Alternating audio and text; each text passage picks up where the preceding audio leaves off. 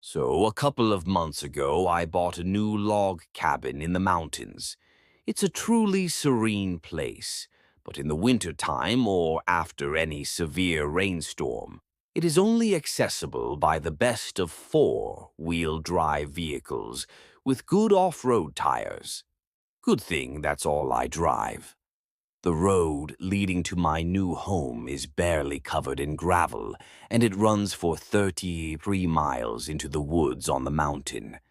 Then it branches from a dead end into a dirt path a mile and a half long, full of potholes all the way. But I love it.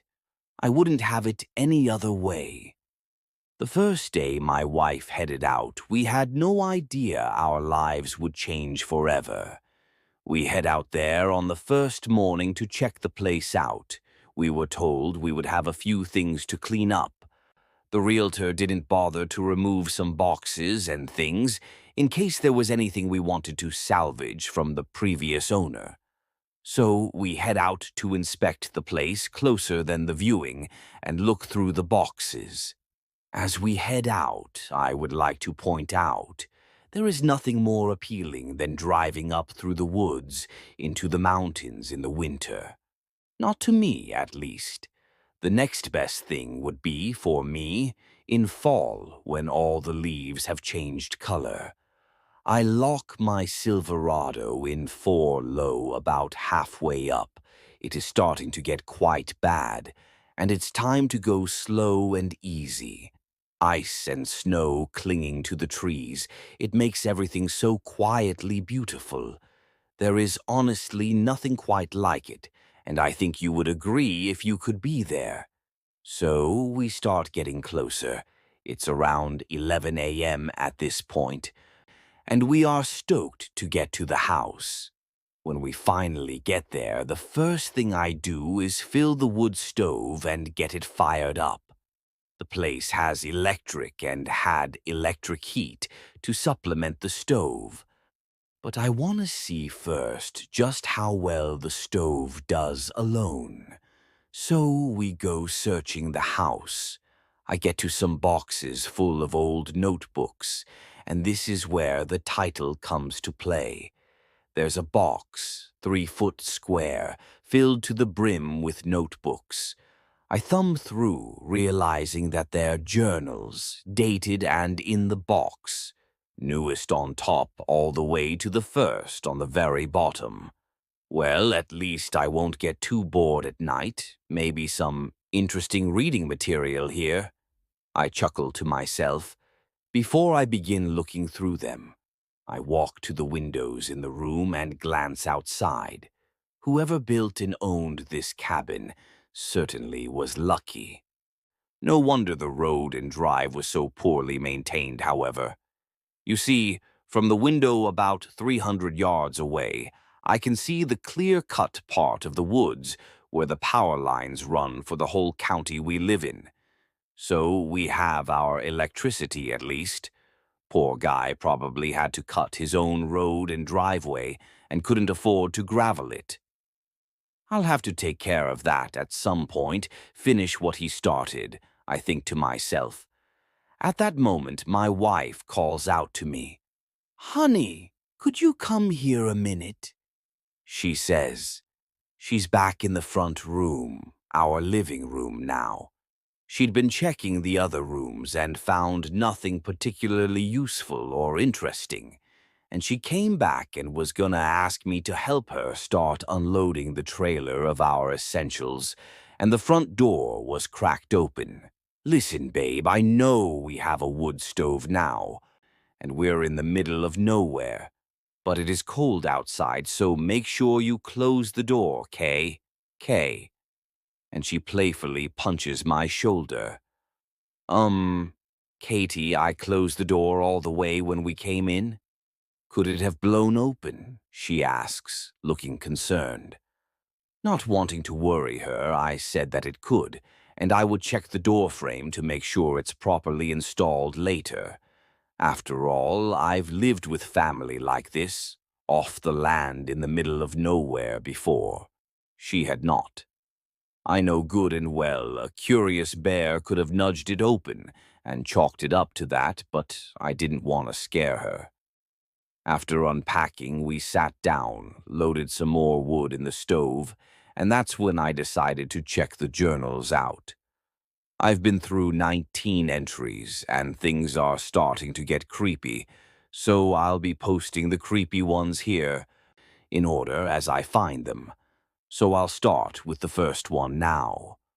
Journal entry, 19/12/19/2015. The snow came hard last night. It's a good thing I have this wood stove, because the power went out. I decided to sleep in the living room, near the stove, for the light and for the heat. I truly regret having not planned this place out better. I'm so far from anyone. What if something ever happens to me? I guess that's the price you pay for wanting to live by your own means in solitude. The reason I bring this up is because when I awoke this morning, I noticed something truly terrifying. There were tracks leading from the window on the side of the house off into the woods. I normally wouldn't worry too much, but listen, I've lived with wilderness my whole life, and not once have I ever encountered an animal with tracks like these. And the odd thing is that they seem to be human. That's a bold statement considering they don't resemble a human's foot by any means, let alone I measured the size and they were 6 inches wide by 17 inches long. But not humanoid at all. They were not quite like hooves. They had a semblance to claws as well. They're hard to describe. Anyway, I've got to go bring in some firewood. I just had to write this during breakfast. So, I'm a little freaked out, but I rambled too much already on this post, and I myself have some things to do. We need to head out first thing in the morning, grab the rest of our stuff and some supplies for the cabin. I'll update again as soon as I'm able to, guys. I'll see you soon.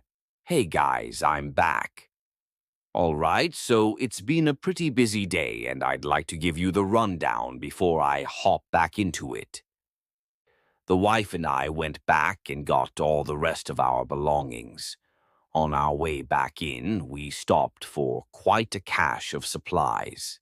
We gathered materials to get a garden going this spring, as well as some food items we normally cook with that either I can't harvest myself or the hassle of creating the conditions necessary would be too much work for such little reward.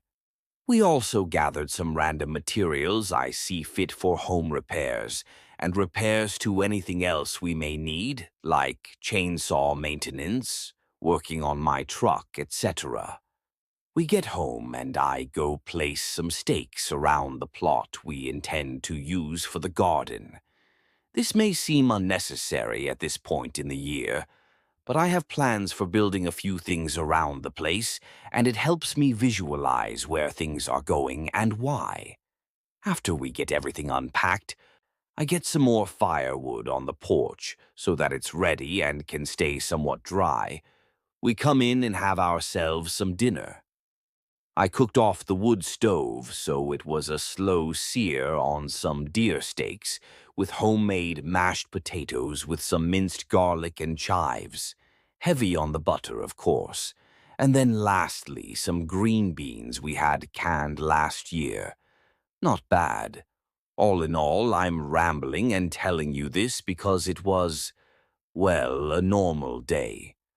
I won't lie, part of me has expected something to happen because of these journals, because of what I've read.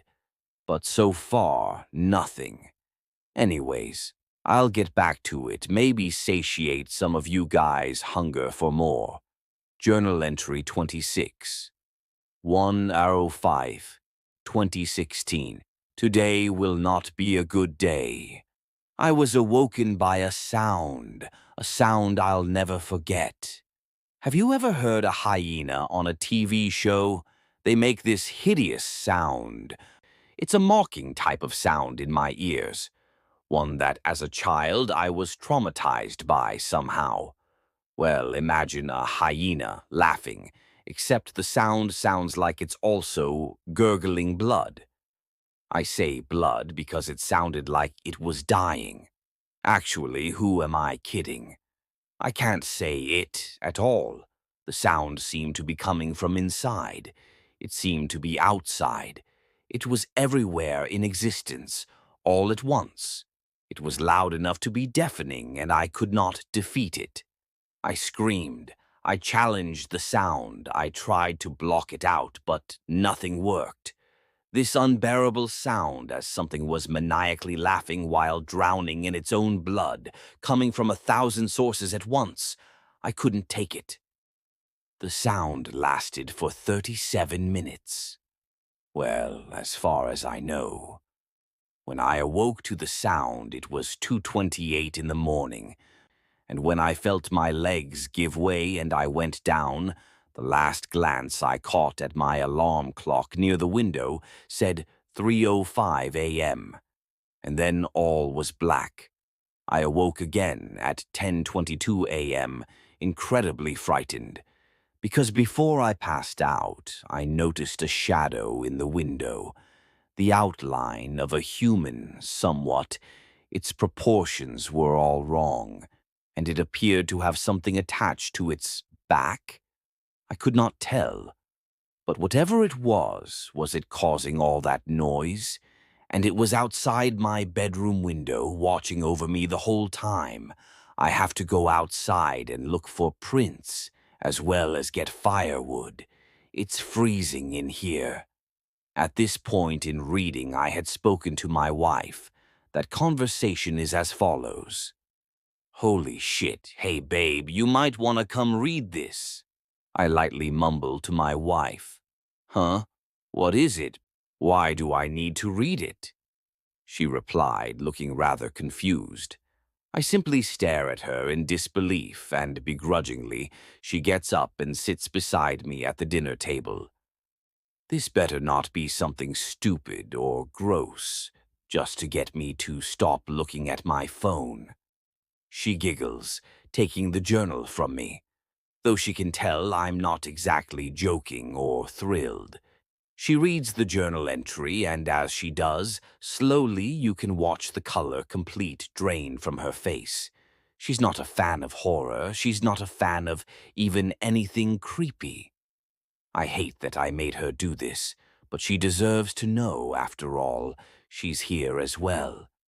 She looks back up at me. Her pupils are dilated in utter shock and panic. I could swear at that moment. I felt the temperature suddenly drop. But I know better. This better be some sick joke, babe.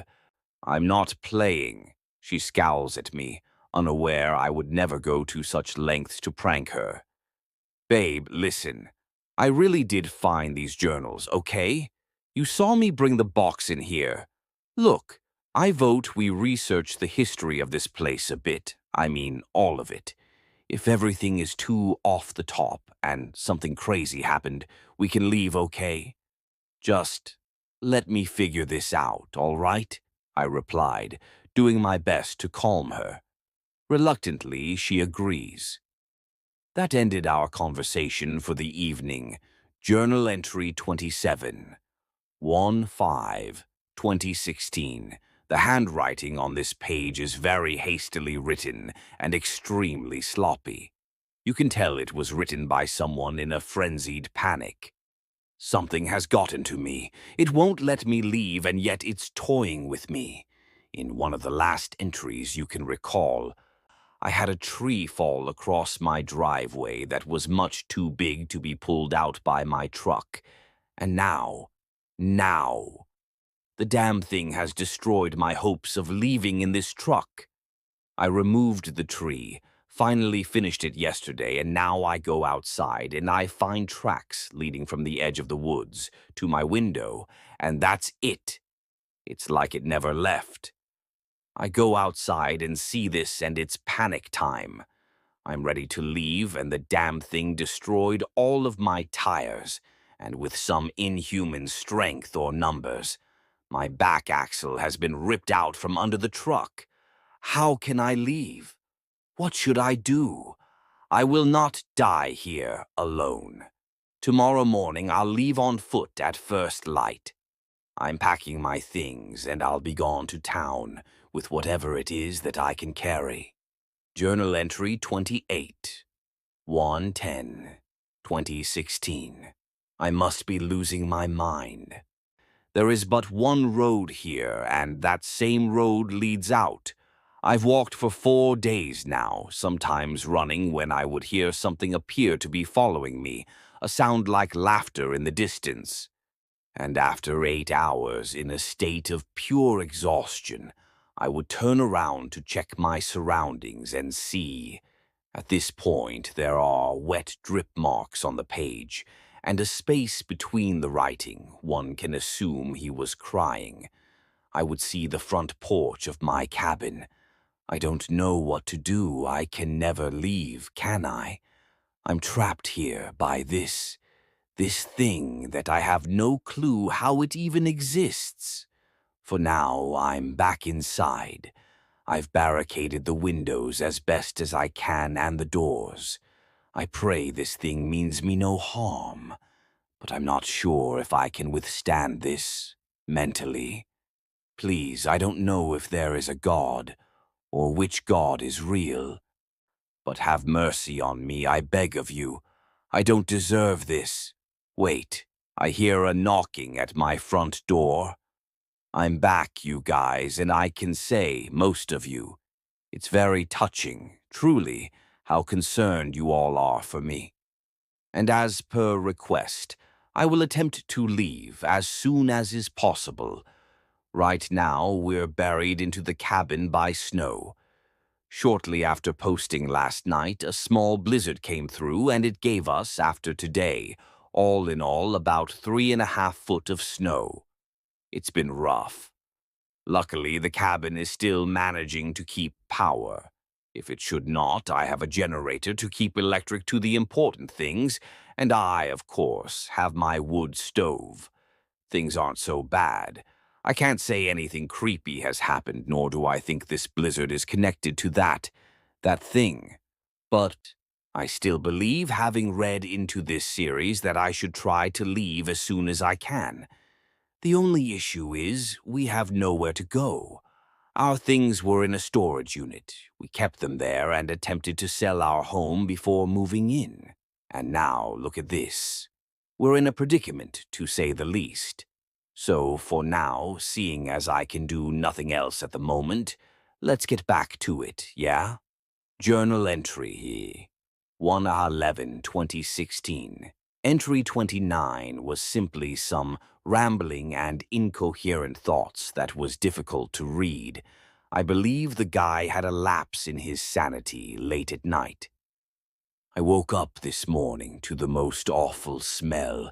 If you've ever had the displeasure of smelling roadkill that's had its guts spilled out over a hot highway in the middle of summer for a few days, that's the smell that permeated my very soul. How? How could a smell like that come about in this type of weather? I mean, surely the cold would keep the smell down. The meat and guts wouldn't be able to rot, would they? I don't know, but I walked into my kitchen to find some cleaning supplies and a trash bag, see if I could locate the source of the smell. And when I glanced out my window, I saw blood running against the glass. I ran outside after grabbing my shotgun, attempting to see what I could, and I wish I had not, because there were several deer carcasses and other small mammal carcasses all over my roof, torn completely to shreds. Blood turned the snow a crimson shade unlike anything you could have ever imagined. I looked down and saw those dreaded tracks throughout my yard, all around the house. I instantly had a feeling of dread, as if I was being watched, so I ran inside. As far as a vantage point goes, upstairs would be perfect for seeing around the house. There are no walls for separate rooms. I can check each side as I please, hopefully not missing anything. I'll find that bastard and I will kill it. Mark my words. Journal entry 31, 1/11, 2016. I found the source of the smell. My entire upstairs, which I haven't been to for a few days because of this abomination, was covered in blood and guts. The walls, they were painted in gore. I say gore because there was hair, chunks of fat, and pieces of brain and guts. Ugh, literally anything you can imagine there was pieces of, and it was all over my walls. Even the ceiling wasn't immune. Somehow, with everything locked and blocked off, this thing had managed to get inside my home. It defiled my home, and yet for some reason, it left me alone. Why is it toying with me? It won't let me leave, and it won't kill me. How dare this thing try and control my life like this? I don't deserve this. I never deserved this. The beast taunts me further still. It's nearly pitch black outside, and it was too dark to make anything out for sure when I saw it. But I have some details about it. The beast must stand nearly 10 feet tall. It looked impressively large, even from the distance away that it was, and me being upstairs.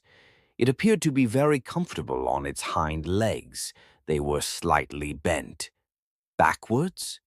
At the knee. A human knee bends the opposite direction, I should point out. Its arms are much too long. They hang nearly to where its knees should be. It's got hair all over its body. Very long and matted, I believe. Its face. Its head is shaped like a human's, only I can't really make out its face, other than it has a very large mouth. The teeth are extremely sharp-looking. Its eyes burn red and gold. It can stare right through your soul, I swear. Its hands end in claws. I'm talking fingers that must be 8 or 9 inches long, with a 2 or 3-inch razor-sharp talon at the end of each finger. I've never seen anything like it, and I pray to God I never see anything else like it again. It stared at me, and I could feel the burning sensation of being watched, even from my secure position inside and upstairs. I finally found the source, and when my eyes met its eyes, I could feel myself cringe in fear as my heart sank. And at the exact moment I felt these things, it smiled at me, much larger than a person could, and then it proceeded to walk circles around the house. I positioned myself at each next window as it would do so, only to find it would wait for me to get there, see me watching, smile, and continue moving. It did this for hours. Very slowly, until finally I started writing this. And when it started getting nearly pitch-black dark outside, it waved at me and took off faster than I've ever seen anything move in my life. The scariest part, though, was if all this had all happened sooner in the day, because I was so mesmerized by fear. I didn't notice till it fled that it was moving closer to the house the whole time. It could have been at one of the doors or windows in literally a second if it had wanted to. I'm afraid it's playing with its food before it eats it. I'm not sure how much longer I'll survive. Journal entry. 13, 2016. I haven't seen the beast yet today. It's only around noon, but I also didn't see it yesterday. Perhaps it's done with me. I certainly hope so. I've been looking at this map of the area, and I'm trying to figure a way out. Perhaps this thing pays attention to the road, so it somehow mesmerizes me like the other day and I end up back here. But what if it is watching the road and not watching me? Well, at least not watching me all the time. I don't know. But what I do know is that I'm in pretty good shape, and I know that if I head east down the mountain, I'll be in the woods for 2 miles or so, and I'll hit some plains-type land, and then in another 5 miles I'll be at the next property line, maybe 500 meters from the next house at that point. Maybe I can finally get out of here. I can only hope. Perhaps God will bless me this day. My bag of provisions is packed. Wish me luck. Journal entry 34, 1/15/2016. The writing is very sloppy this time. It looks panicked once more. I had a hard time reading it, but this is worth note to you guys.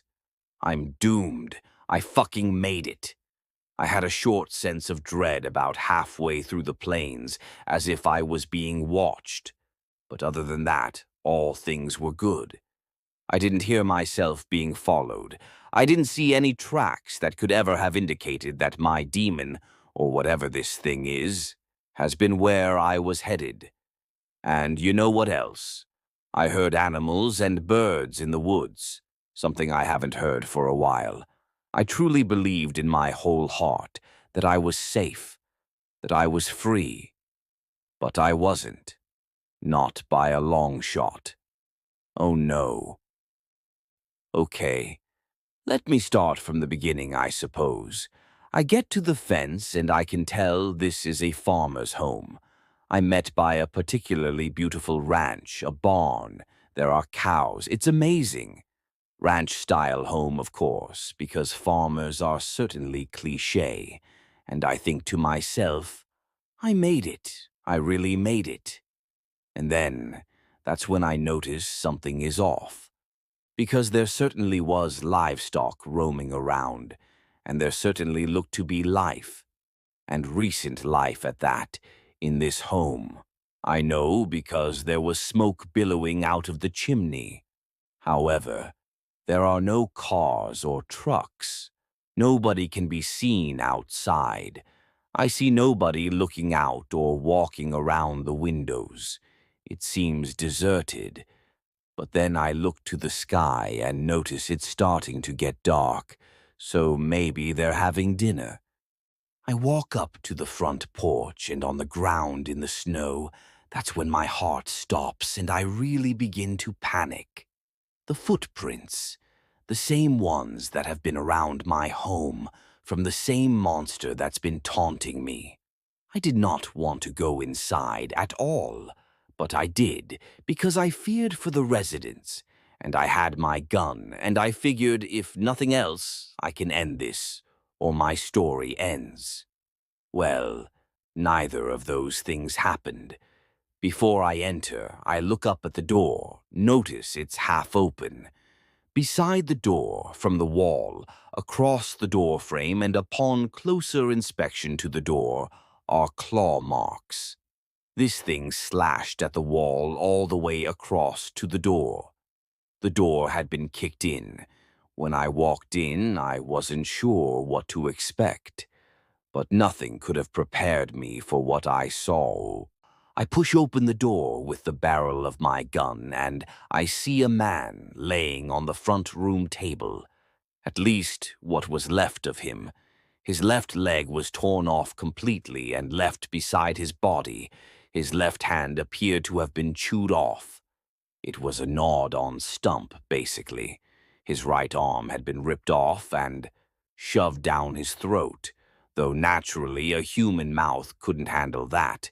His bottom jaw was torn from its hinges. His stomach was ripped open. All of his guts were torn out and spread across the room, covering everything in a gory mess. Save for one organ.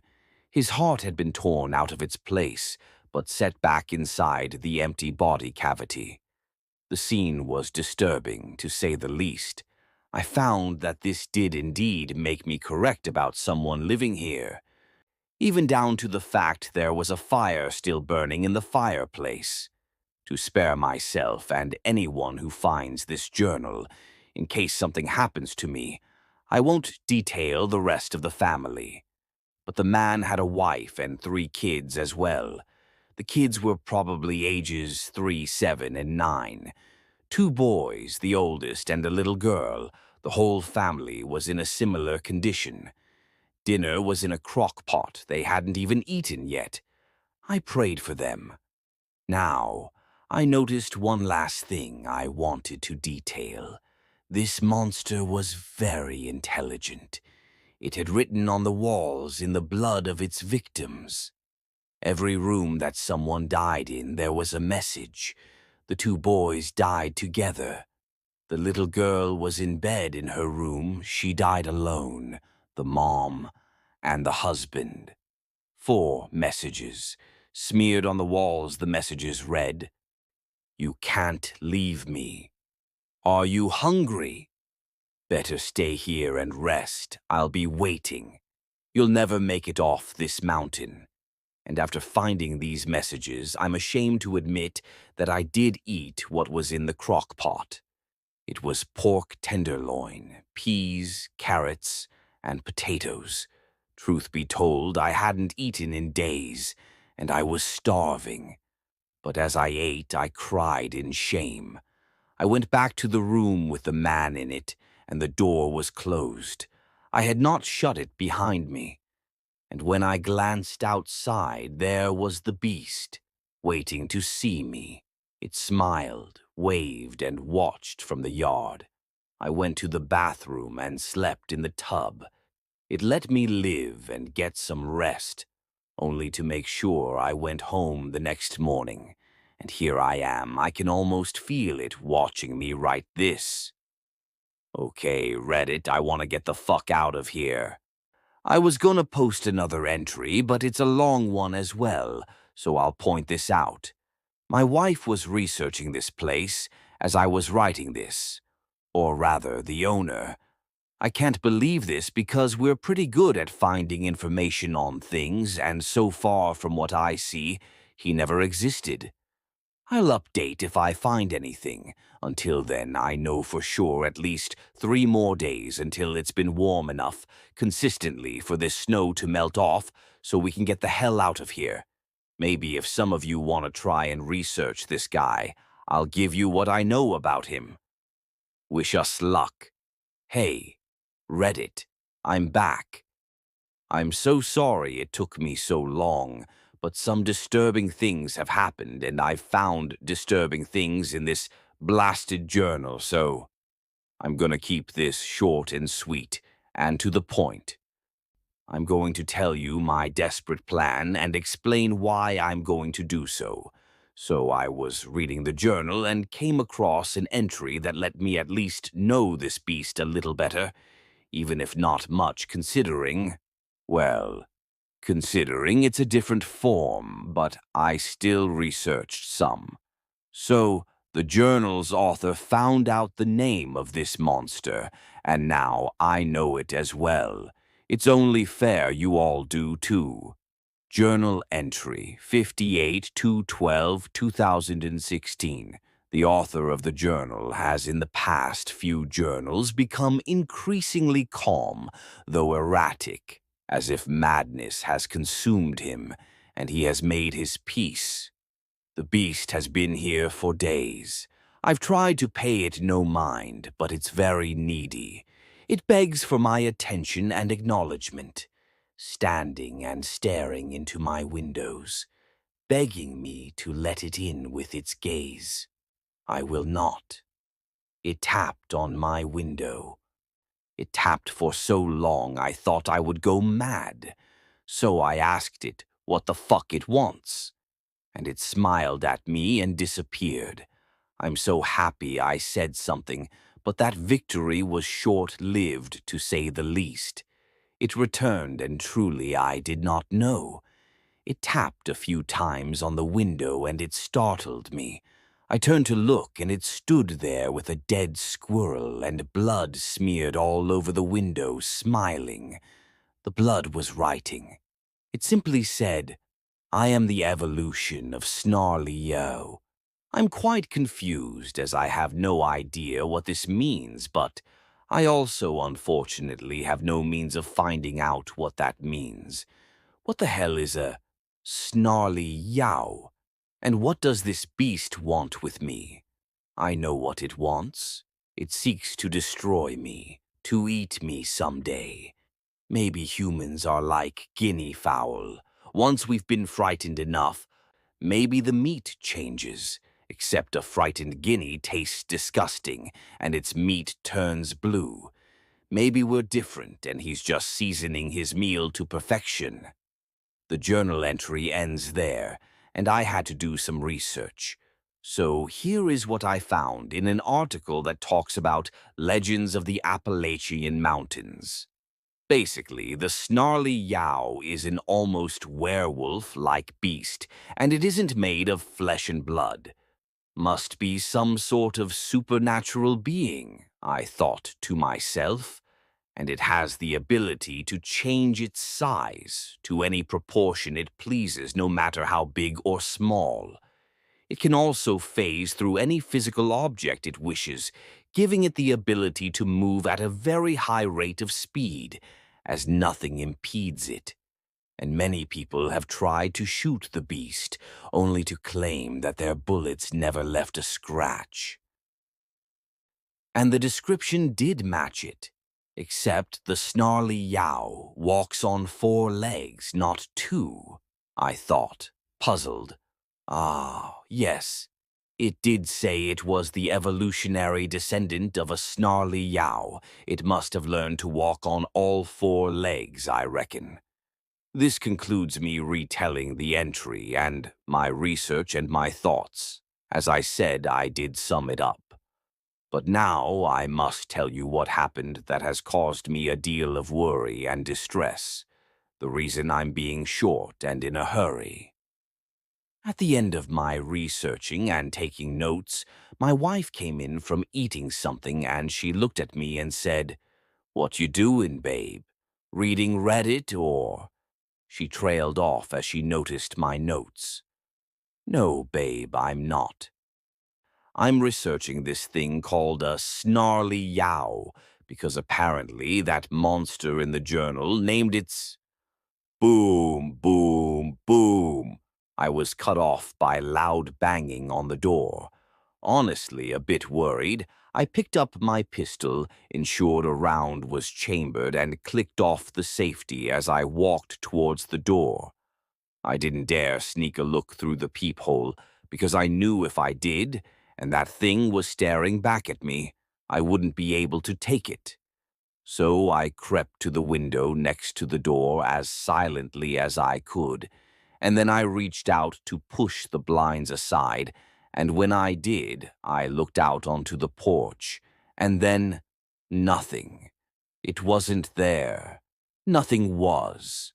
I sighed with relief, thankful that my paranoia was not met with some terrifying beast when my wife screamed bloody murder and, instinctively, I turned my head and seen the beast at the edge of the window frame, looking in with this grin that's indescribable, and my heart nearly stopped. I jumped back and fell on my back, and when I did, it roared this guttural and oppressive sound that nearly deafened me and started pounding on my door hard. It was shaking the door out of the frame. I had to do something. I sent all 8 rounds down the chamber in a 2-inch panicked pattern through my door. Neat holes punching through. The noise and pounding stopped. It was gone, I hoped. Whoa! What the fuck? Whoa! Whoa! What was that? My wife exclaimed through terrified and overwhelming emotion. That was it. That's the monster from the journals. I can't believe it, I replied, in shock. I jumped up immediately, loaded a new mag, and chambered a round before handing her the pistol. You know how to use this. You're a good shot. I'm gonna grab and load my rifle and some extra mags for both. I'll be right back, I promise. And I went to take care of it. It's worth noting that all our mags are always loaded, never know when the time will come that STF. When I get back, my wife is standing in a corner, facing a window, pistol in the air and ready to fire. But not too ready. She's still resting her finger on the trigger guard, So I hurry over to her, concerned, and she lowers her weapon for me, but still she wanted to speak, though she didn't need to. It, it's out there, maybe 115 yards.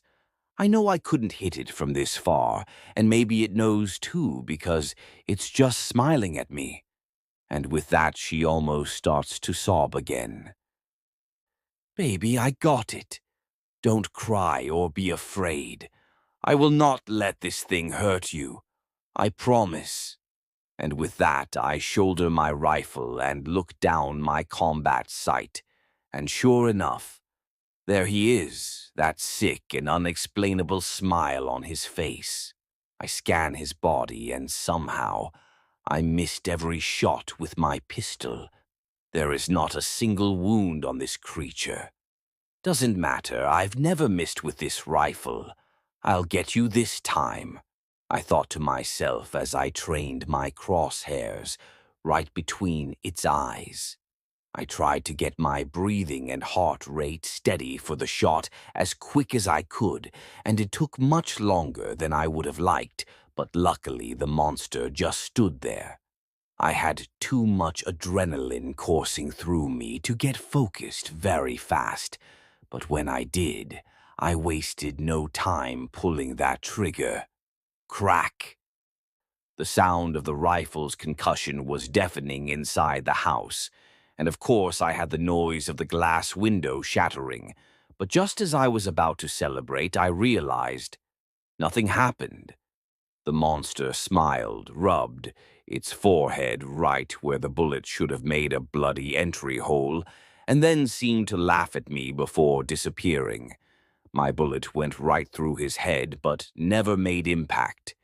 Maybe this thing is supernatural. Maybe bullets really don't hurt it. Maybe it really can phase through objects. And if so, why is it toying with everyone it encounters? All of these things are horrifying, and I don't like it one bit.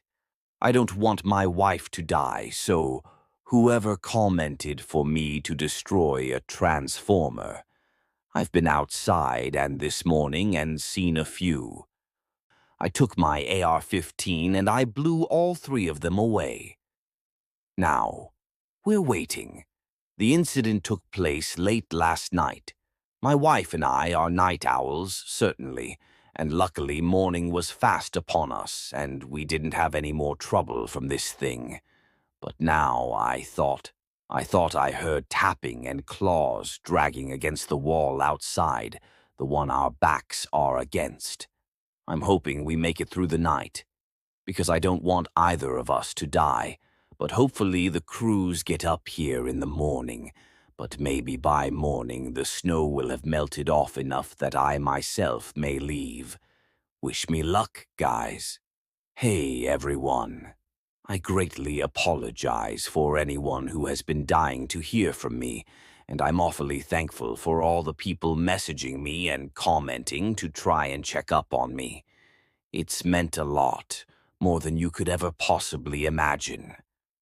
What has kept me so long has essentially been danger and legal issues, and I don't even know. Let me just get into it, shall we? I decided to go outside, packed and ready for what was about to happen. I had my AR-15 ready, and my pistol holstered on my side as added protection. My wife wanted to come with, but, well, if you read this, sorry, babe. You're clumsy, and not as fast as me. Be damned if I let that thing get you. So I left her home with a weapon, of course, and made my trek into the woods. I finally come to a clearing, much farther from the transformers by my cabin, as I intend to take multiple with me. I send a volley of 5 rounds into the side of the thing, making sure it's going to need repair. I then head the one by the cabin, and the one farther down is on a hilltop directly across from me. My rifle strikes the one near the cabin, and I pull my rangefinder to gauge the distance to the next. I was only slightly off. I guessed around 300 yards. It was about 322. I send a few rounds into it as well. Now, they shall come. A few hours later, I noticed my salvation may not come in the way of repairs to the transformers, but rather it's gotten quite warm. The snow, it's melting. Finally, if it keeps up like this, I'll have my own way out of the mountain for sure. About 4 hours later, maybe 4:45 in the afternoon, early evening, the repair crews have discovered the power shortage, and naturally I'm getting knocks on my door. I do not answer, and they begin to leave. They must think we're not home. It took them much longer than expected, but no doubt due to the poor road conditions. I decide that I'll not rely on them for help to get us off this mountain.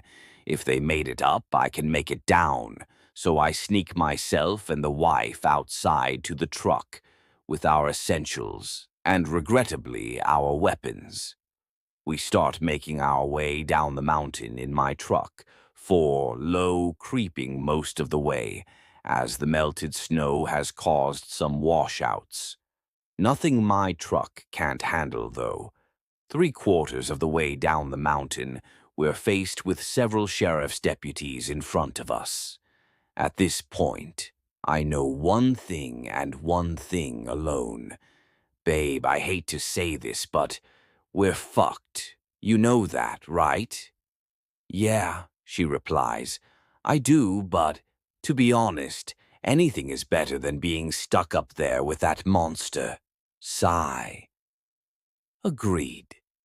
Just act cool, hands in sight at all times. Oh shit.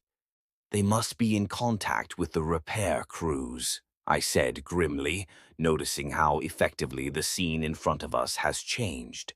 The officers had us somewhat blocked, but at first they simply stood there, one talking on his radio, the rest seeming to await a command. The repair crew must have described our vehicle because now we're being held at gunpoint. We both raise our hands, per my own command, demonstrating we have no weapons in our hand. Then 2 officers walk up either side of the truck and retrieve us. The first thing I do is tell them we have weapons, what and where they are. They retrieve the weapons. They then put us in handcuffs. At this point, things get out of control. We're in the back of a squad car, explaining, mostly me telling the story while my wife sobs uncontrollably, and then one of the officers calls for everyone to gather round. Oh man, listen, you two stay right here, we'll be back, the one officer says as they close the doors, locking us inside. Babe sniffles.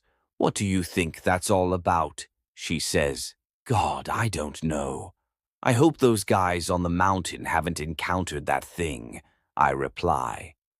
But would it attack such a group? I wonder to myself.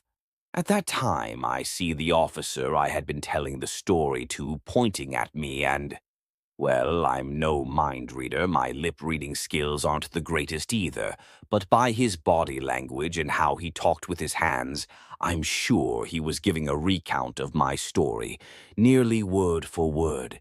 He comes back, everyone in a visible panic as they all stand close behind, listening.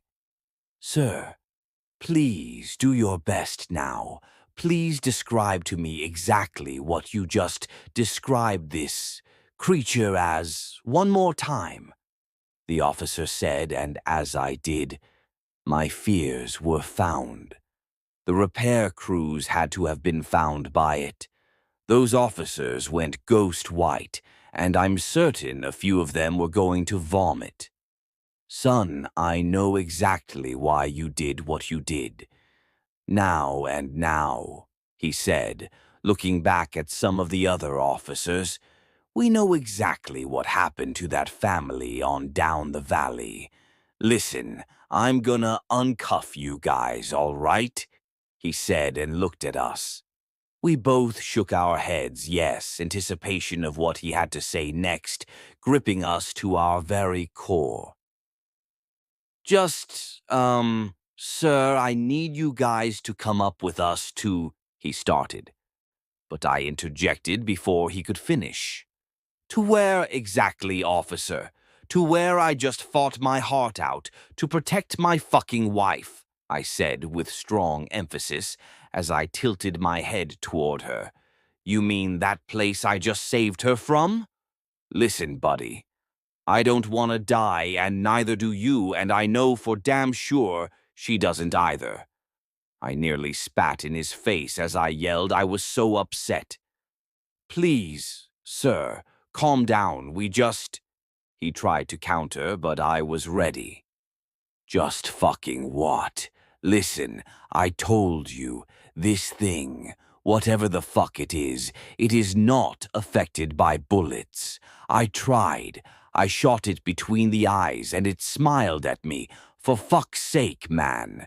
Listen to me, we cannot go up there or...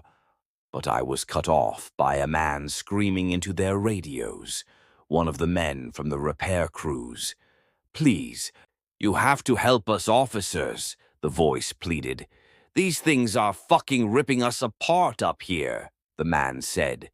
And in that moment I knew why the officers looked so grave, and I myself felt the color drain from my face.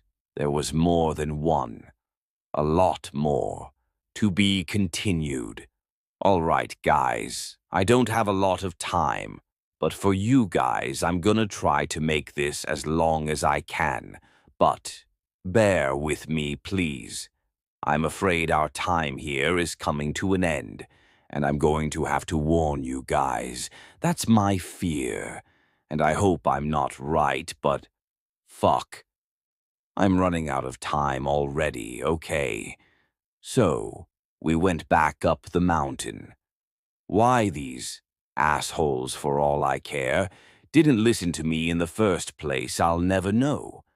But they soon came to learn. I envisioned that they knew of the beast, that they knew what they were up against. Wrong, they've only heard stories, but they felt obligated to save the repair crews. I believe, in my humble opinion, that it was not, and some of you agreed it certainly wasn't the obligation of them with my wife and I in tow. But I had not many choices. I needed my weapons. I needed to protect my wife and avoid legal trouble for any non-compliance, I suppose. When we made it to the cruise, they'd made a group of what was left at the tower nearest my cabin. They were heading there, the fools. That cabin could never have saved them. The scene was terrifying. I'm a horror movie junkie, and nothing on screen has ever compared to the gore we witnessed in that clearing. I got out with my AR-15. I handed my wife my spare pistol and the shotgun and got her inside. I secured her in what was probably the central-most and most secure room, our bedroom. That's when I heard it. The bloodlust, the howl guttural screams coming from the woods, a few men screaming like little girls, a few yelling.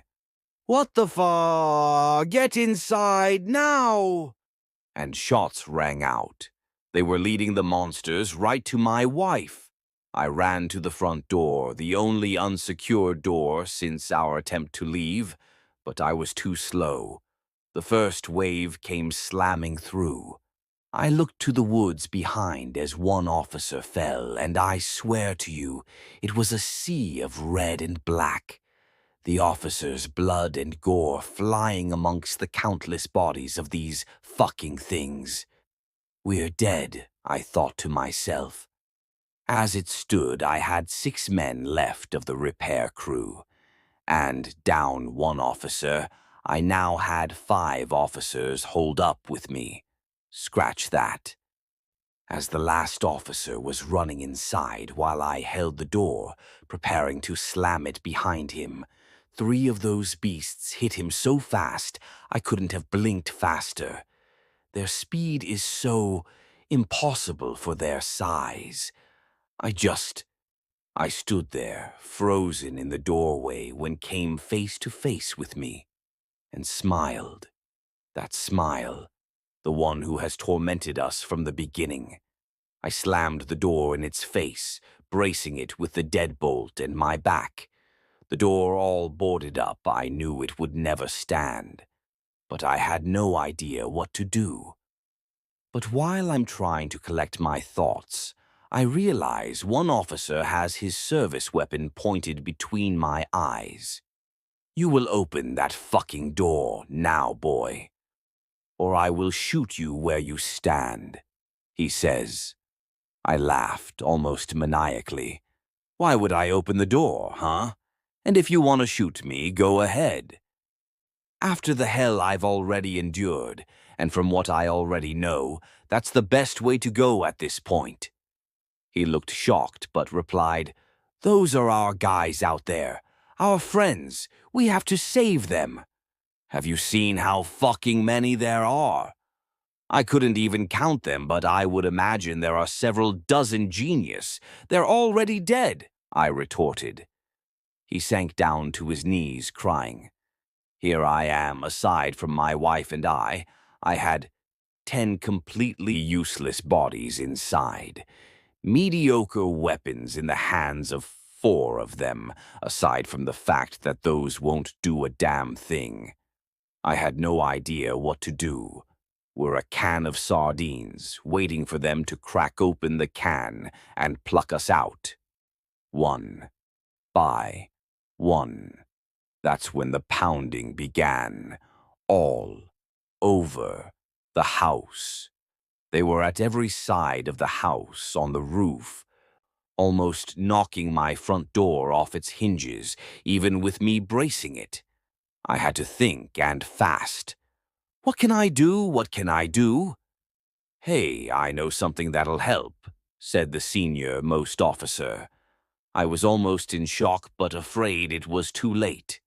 What could we possibly do in this situation? We need to get outside to our cruisers. May not be much, but we have flares. It may allow us to escape. He elaborated. How will that help?" I asked him, incredulously. "I don't know, but I've known someone who survived. That cabin down across the way. Not many people know, but one man survived. Well, he's a teenager. We don't talk about him, the sheriff and I, because of what he went through and because the town would never believe us. We would be voided of our positions. But we believed him, especially after we found the owner of this cabin ripped to shreds in the same way, the same as the family and many other victims to these hills. I was in a deep state of shock, but we had a game plan. That's what was most important. "Listen, buddy. I just want to save my wife. She's pregnant. I hope it's a boy. So does she. We plan to name him Odin, and I truly want to live to raise Odin and give him the world. What do we have to do?" I replied. The officer perked up some, so did several of the others. We had a spark of hope. Someone may need to make the ultimate sacrifice, or else we need some other distraction. I don't know. But we came to try to save these men, he said as he motioned toward the repair crewmen. Because without power, we've lost some of the safeguards that protect the town. We need to escape. We need to evacuate the town as soon as possible before they know they can get in. Fuck. Nobody here will sacrifice themselves, surely. Maybe it has to be me, I thought. I was lost in my own train of thought, unaware that they had been muttering amongst themselves. I snapped to attention when one of the repair crew volunteered. "Y'all look, I ain't got nobody. I ain't got no family or nothing really. It's just me. And this man's about to have a baby, and y'all got a town to save, and that's a lot to fight for. I reckon least I can do is my part, seeing as I'm the one with the least to lose," he said, and quite valiantly, I may add. I felt truly sorry for him, and I wasn't sure how to thank him. "I'll go too," another younger cop, he volunteered as well. "I ain't got nothing either, buddy, but for this town. And that's awful brave of you. I have a gun and a vest, at least. Hopefully I can cover you." And everyone agreed. So we had our plan. The nearest cruiser had plenty of flares, they all did. These roads are treacherous in these parts, and when accidents happen, road flares are needed. They keep a large supply. They needed only go about 35 feet, and they would be at the cruiser. I handed the repairman my 45, and I would cover them from the porch. Much of the sound had gone away, and I looked outside and saw nothing. But I knew they were waiting us out, toying with us like they do. I prayed inside that these men could move fast. I had my doubts, but it was the only thing we had going for us at the moment. Trying to think of any supernatural tips I've heard over my lifetime, I prepared ourselves and our weapon. I unloaded my rifle and everyone's weapons. Lead-tipped rounds in my weapons and hollow points in the officers made this job easy. I carved notches into the ends of my rounds and filled them with salt. I filled the officers' hollow points the same. I also covered these two men with salt, using up the remainder I had, and hoping it would work. We all had about 8 rounds each, packed to the brim with salt, a tiny amount of melted wax from a candle on the end to seal the salt in. "Please work, at least slow them down enough to give us some time," I prayed to myself. And out they went. They made it within a head-first dive away from the cruiser before they were pounced on, and the creatures recoiled. But not for long, they soon got it over it before the first 2 rounds from my rifle slammed into the rib cage of the closest one, and they hurt it. It took off into the woods. "The rounds! They're fucking working! Shoot to kill!" I yelled as loud as I could, and we rained a hail of bullets at every single one of those things that we could, as accurately as we could. By the time we ran out of salt rounds, they were halfway back with the flares. But we didn't have enough rounds. They weren't fast enough. We watched them scream and cry and beg as they were both literally torn in half. Tears streamed down my face as I put a round in each of their heads. That's when I heard the glass break. From my bedroom, edit. If this work, a Redditor was good enough to find a picture of what these things look like. As best as they could find, anyway. Subtract the horns, and that's what I see. And also, I've never tried to link an image, so I hope it works.